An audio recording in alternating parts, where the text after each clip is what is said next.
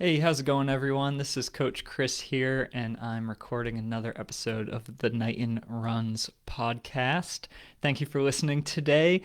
It is December 16th as I record this. We're pretty much wrapping up the fall racing season and going into a bit of a transition period at this time. A lot of my athletes are done with all of their races for 2022 and starting to set their eyes on the year ahead. A couple of weeks ago, I asked here on the podcast that if you are thinking about reaching out to me for coaching in 2023, to please do so. And a number of you did. I've actually signed up 6 new athletes in the past month who are excited to start training for their spring marathons and half marathons. And I'm really happy and excited to help them on that journey. If you're doing an April or May marathon, right now is the time to get started with your base training. And when I say base training, I don't mean you can just blow it off. Base training needs to be as structured as every bit of your marathon training. The best athletes start preparing for an April and May race 16 to 20 weeks in advance. So if you're daydreaming right now about your spring marathon and half marathon goals, it's time to take action. Nothing will get you more motivated than signing up for a race and having a date on the calendar to work towards. Once you've done that, you need to make a plan. Yesterday, I actually published a blog post on my website. If you go to knightonruns.com/blog, you'll see it all about planning the perfect marathon season. And all of us who are looking at running a great marathon this spring should take a look at that and figure out how to best plan your racing season so you're on track to reach your marathon goals. We're going to get a little bit more into how you do that later in the podcast today, as well as talk about things you can implement in the new year to make your training just a little bit better this year than it was before. If you enjoy the Knighton Runs podcast and everything I put out there, from my book to my blog to the content on social media, you can support this show and also get great training plans for yourself and join our community through my Patreon page. That's at patreon.com/KnightonRuns. You can sign up either as a supporter of the show for as little as $5 a month and get your questions answered here on the show, as well as personal thanks from me. Or you can sign up for the Knighton Runs training group and get access to download all of the training plans that I've created for the marathon, half marathon, and shorter racing distances as well. We got great training plans in there for athletes at all different mileage points and ability levels. So you'll be able to find something perfect for you. If you're a little unsure about how to best train for your spring race, you can check that out. Also, when you join our community, you'll get access to myself and all the other runners in the Knighton Runs training group to get your questions answered as they come up when you're following my training plans. I also got probably, I'd say, 1 or 2 more spots I'd be looking to fill for one-on-one high-touch coaching. So if you're interested in personal relationship with me where we develop you as an athlete every step of the way, and you're really going all in on your running goals this year, you can reach out to me through knightonruns.com/coaching. I got a spot for maybe 1 or 2 more people if it's the right fit. All right, let's get into the show. So on December 4th, we had the Martin Richard 8K. This was a Knighton Lions team event. It was awesome. We had about 20 athletes from the Lions get together in the Boston area. And though the athletes I coach are spread out all over the country and even some internationally, it was so cool to get 20 of us together to compete in this race. Personally, for me, this might have been the best race of my year since the Boston Marathon. I had my first child back in June. My training since then has been a little less volume, I would say, since giving birth to my first child, my wife and I. And most of the races this year, I was close to my PRs and close to what I did in 2021, but not quite there. And this was the first race for me where I feel like, well, I actually ran faster at MR8K this year than I did the year before. I beat my previous time by close to 40 seconds. I finished fourth overall and had an awesome fartlek style battle with another runner in the final 2 miles of the race. It was super fun. And I ran alongside two of my teammates, athletes who I coached, John Gunn and Sammy Jouet, for most of the race.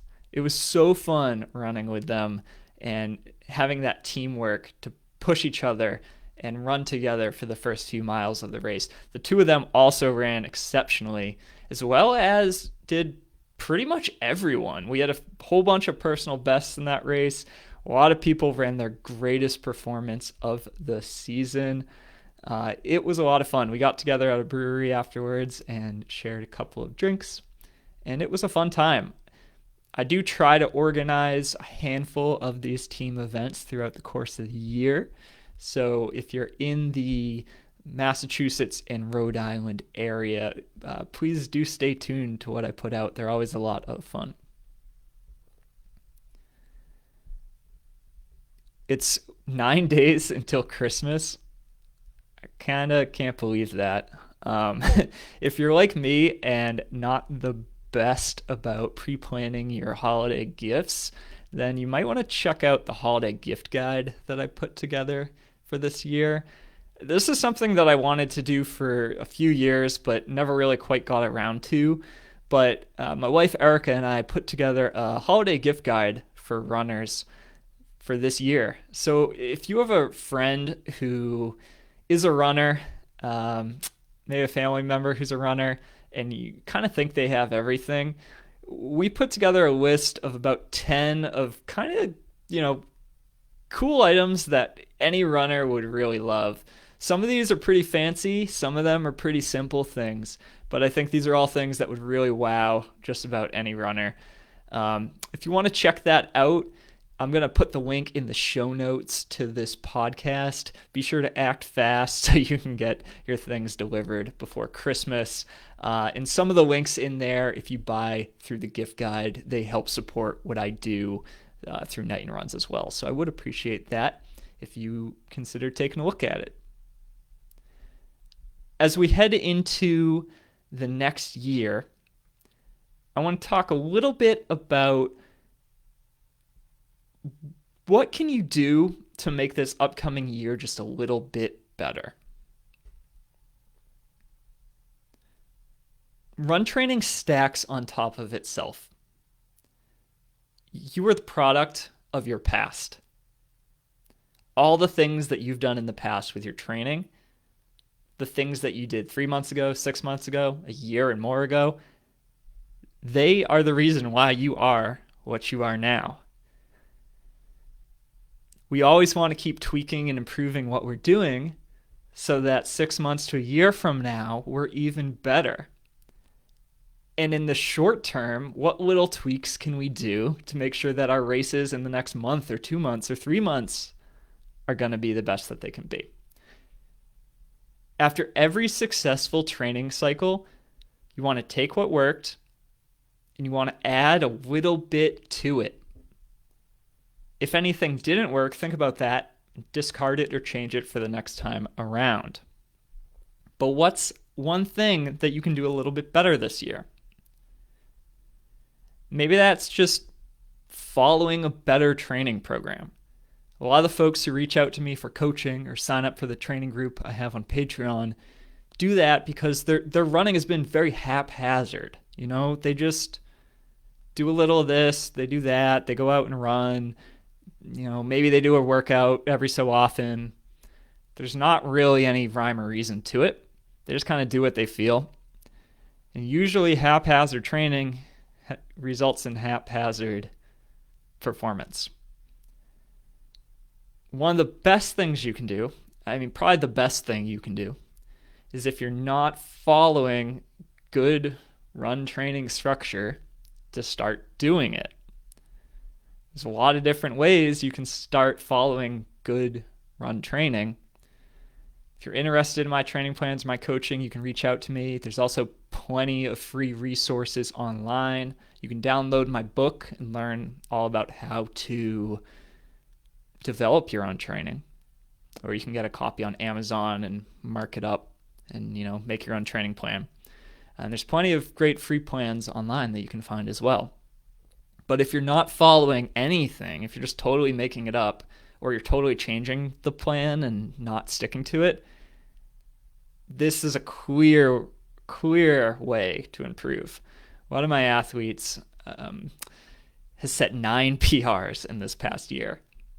And one of the biggest things, maybe the biggest thing that we did to make him set 9 PRs in every event he PR'd is just taking what, I would call kind of haphazard training and putting him on very structured marathon training. He went through a spring season, PR'd in a lot of events, ran his first marathon.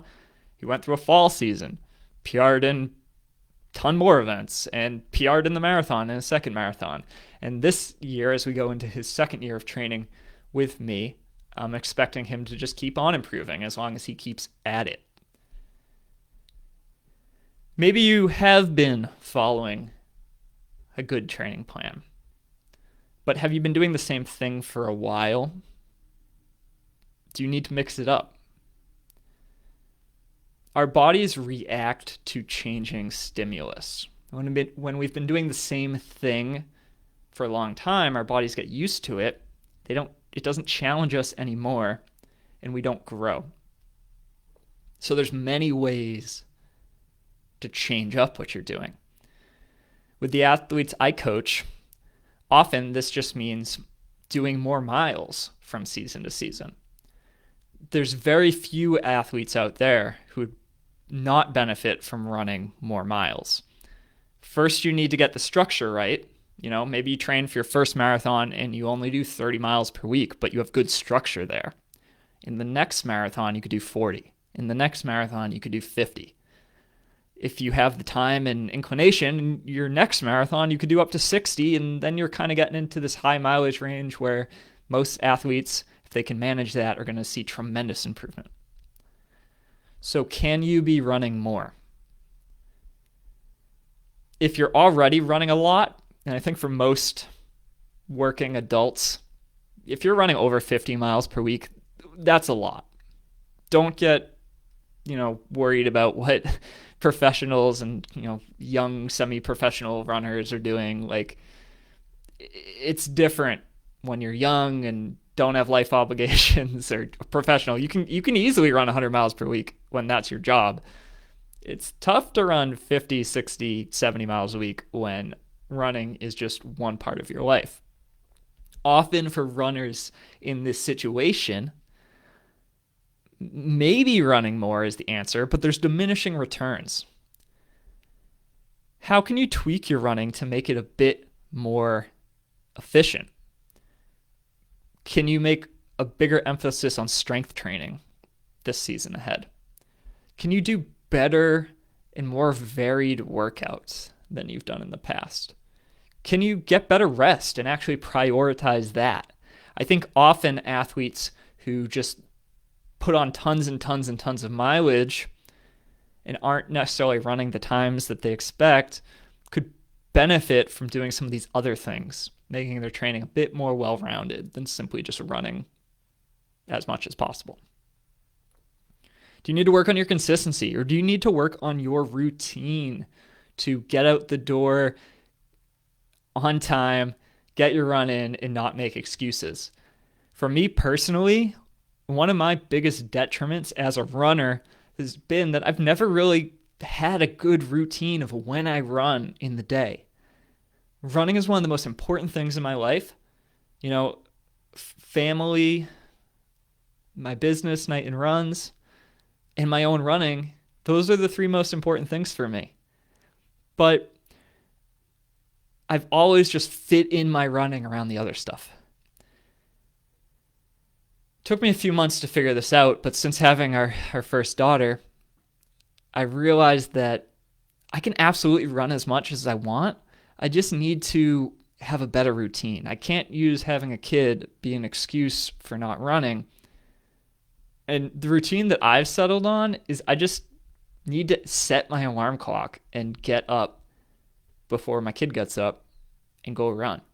So for me, I resisted setting an alarm clock for a long time. Since I quit my corporate job and became self-employed, I thought not having an alarm clock, it's like one of the biggest joys of being self-employed and setting my own schedule. But what I realized is I would tend to sleep in later than I wanted to.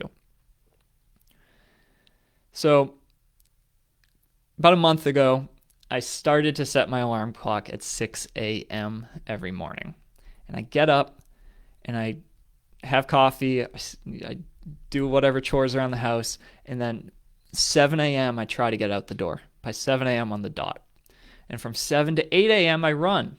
And by the time I get home, my wife probably has the baby up and I've got my run in for the day. I can take over daddy responsibilities. My wife can go out for her run if she wants, or, get ready for her work day ahead. And I can start my work, maybe by 8:30 or 9 in the morning, but my run is out of the way. And I know this sounds simple, and if you're a morning runner and you've been doing this for years, you might think, yeah, it's obvious that that's what you do. But for me, just getting up at 6 a.m., getting my run in, I've been so happy since I started doing that. My running's been so much more consistent, and I don't feel like I have any excuse anymore for why I can't get all of the runs I want to get in or all of the mileage I want to get in anymore. So do you need to work on a new routine in 2023? Everyone's going to be a little different with this, but think of the thing that you can do to make your training just a little bit better next year. One other thing I want to touch on, and I mentioned I did write a blog post about this on my website.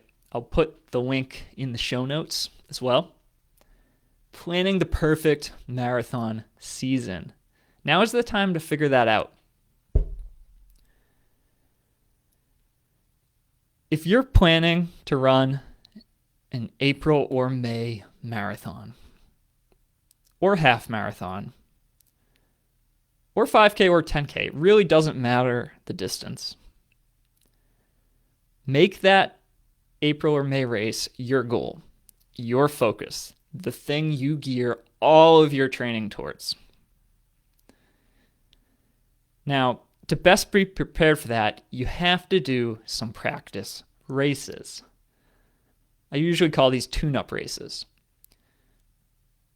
You can race them hard, you can race them to your best of ability, but they're stepping stones along the way to your big goal, marathon or other race. You want to sign up for a few of these, and the way to do it, the way to build the perfect season, is to pick 2 races to do before your goal marathon. Let's just say your goal marathon is the Boston Marathon 2023. That's the example I used in the blog post, and this previous spring, that was my goal race. You want to find a half marathon to run about 4 weeks to 8 weeks prior to that marathon. Do not run a race within 1 month of your goal marathon. I'm going to say that again. Do not run a race within 1 month of your goal marathon. But 4 to 8 weeks before, find a half. Once you've found that, back up about another month and look for a race that's about a 10K in distance. Could be a little less, could be a little more. 5K would be fine if you can't find a 10K. But pick that as well. Sign up for those. Get them on the calendar, and then you can start to build your training around those races. And you're going to have 2 opportunities of increasing distance to race, to test your physical ability, your speed, to get a realistic check-in of what's possible for you in terms of pacing when it comes to this marathon. You're going to get practice just going through the routine of getting to a race, competing in a race. If you make any mistakes, you're going to be able to learn from them along the way. If you're working to develop your confidence when it comes to racing, you get 2 opportunities here in low-pressure environments to practice the art of racing, the skill of racing. You're going to have 2 opportunities to get very good at racing before you get to your goal marathon in April or May. If you space it out like this, you're going to have a race approximately every month. And that's perfect because a month is about how long it takes to get one rung higher up in the ladder you're trying to climb in your fitness journey. After about 3 weeks or 4 weeks of good training, you're one rung higher up that ladder. That's a great opportunity to race and test yourself. Then you wait another 4 weeks of good training and you can test yourself again. If you do this and practice running these 2 tune-up races before your goal marathon, you're going to set yourself up for success in that marathon. And you're going to feel very comfortable with the racing environment by the time you get there. All right, folks, that's all I got for you today. Today we talked a little bit about building routines and identifying that one thing that you can do better in 2023 to make your running just a little bit better. What's something that you did well in 2022 that you could improve in the new year, or something that didn't go so well and you really need to improve in the new year? Take what worked from the fall, repeat it in the spring, and just make it a little bit better. That's how you improve year after year after year. And we talked a little bit about how to plan the perfect spring marathon season. You pick your goal race, let's call it April, the Boston Marathon. You back up 4 weeks to 8 weeks, and you pick a half marathon, and you back up 4 weeks off of that, and you pick a 10K. Doing these 3 races is going to teach you to become a very good racer, a very confident racer. So by the time you get to your marathon, you're ready to go and you know what you're capable of. All right, I'll be back with you all next week. Thank you so much for listening. If you enjoy this show, would you please consider leaving a review on your listening platform, whether that's Spotify or Apple Podcasts. I don't even know what they call the Apple one anymore. It's not iTunes anymore. Your reviews really, really help a ton. It tells those platforms to share this show with other listeners. Maybe someone's listening to another running show and it says, hey, you might like the Knighton Runs podcast as well. So if you've learned anything from this show, if you've been inspired, just a few sentences about what you like about it or how it's helped you would really, really help me a lot in sharing this show with others, and you would be able to help get this content to others as well. It would mean a lot to me, so appreciate it if you took the minute to do it. And if you haven't already, be sure to download a free ebook copy of my book, Run Faster Marathons, The Proven Path to PR. You can get that on knightonruns.com and just click the button that says free book download. I'll send that to you. You'll learn how to develop your own training or what goes in a coach's mind when it comes to developing your own training. For those of you running April and May marathons, right now is the time to get started. So be sure to read through my book. It's always a good refresher too, some of these concepts. Even if you're a seasoned runner, you're definitely going to learn something from it. If you want the paperback version, you can get that on Amazon. All right, folks, thank you for listening. I hope everyone has a great week ahead, and I'll see you soon. Bye.